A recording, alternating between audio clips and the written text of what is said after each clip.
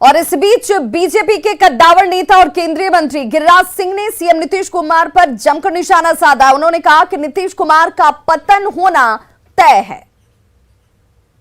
20 साल नीतीश बाबू मुख्यमंत्री का रिकॉर्ड तोड़ेंगे जैसा लोग कह रहा, लेकिन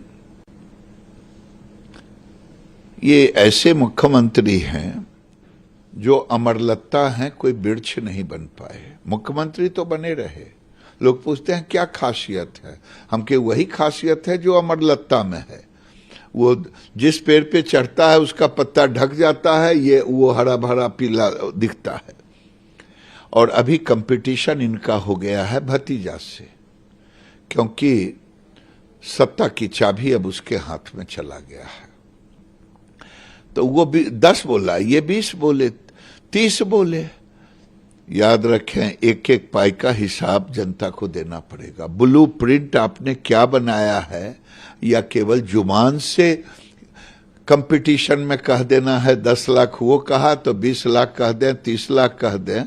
लेकिन बिहार राजनीतिक दृष्टि से परिपक्व है।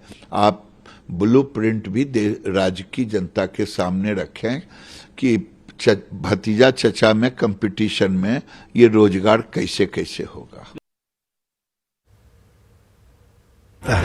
मैं समझता हूं कि उन कारणों से किसी को मौका न भी मिला हो, लेकिन मैं कतई नहीं समझता कि वो किसी मायने में आलोक मेहता से कम है या फिर किसी मायने में वो पीछे है। वो बिल्कुल फ्रंट लाइनर है और हम लोग उनके साथ कदम में कदम मिलाकर और बिहार की आवाम के मनोनुकूल बिहार को तरक्की के रास्ते पर ले जाने का प्रयास करें। लेकिन जो कहा जा रहा है कि सरकार का लाइफलाइन बहुत छोटा होगा, जिस तरह से तंज एनडीए के लोग कस रहे हैं, क्या वाकई सरकार का लाइफलाइन छोटा होगा? उनकी सरकार का लाइफलाइन कितना बड़ा था ये भी समझिए।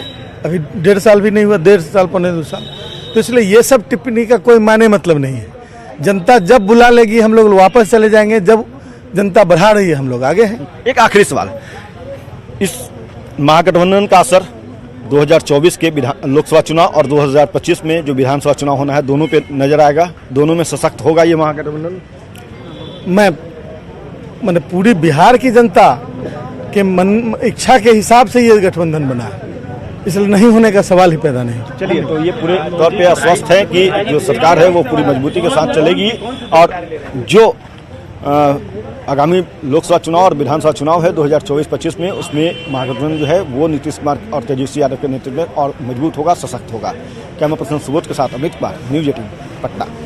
तो आरजेडी विधायक आलोक मेहता को आप सुन रहे थे, जिन्होंने सीधे तौर पर कहा कि जो कुछ हो रहा है ये जनता की इच्छा है, जनता की मर्जी है और इसीलिए इसकी लाइफलाइन को तय करने का अधिकार अगर किसी के पास है तो वो सिर्फ जनता के पास है और इसीलिए ये गठबंधन बहुत दूर तक चलेगा क्योंकि ये जनता की इच्छा है। आरजेडी से राज्यसभा सांसद मनोज झा ने कहा कि बीजेपी का पतन तय है। उन्होंने कहा कि 2024 में नीतीश और तेजस्वी के साथ का असर दिखाई देने लगेगा। ये महज व्यक्ति नहीं है जो कैबिनेट में शामिल होंगे। राजद का हर एक कार्यकर्ता, हर एक विधायक इस कैबिनेट का हिस्सा है। भले वो नाम से इस कैबिनेट में खुद हो ना हो, लेकिन इतना तय है कि सबकी भागीदारी है और पूरी की पूरी कैबिनेट बिहार के सरोकार को प्रतिबिंबित करती है। उसको आप जब पूरा आ जाएगा विभागवार तो आप देखेंगे। देखिए 2024 ये जो पूरा महागठबंधन में फिर नीतीश जी आए हैं तो 24 का नक्शा तो काफ़ी हद तक साफ है। भाजपा को तो यहाँ 1 या 2 सीट के लिए स्ट्रगल करना पड़ेगा और उनकी चिंता हम समझ सकते हैं, क्योंकि उन्हें पता है कि इसका मतलब क्या होगा चुनाव के गणित में।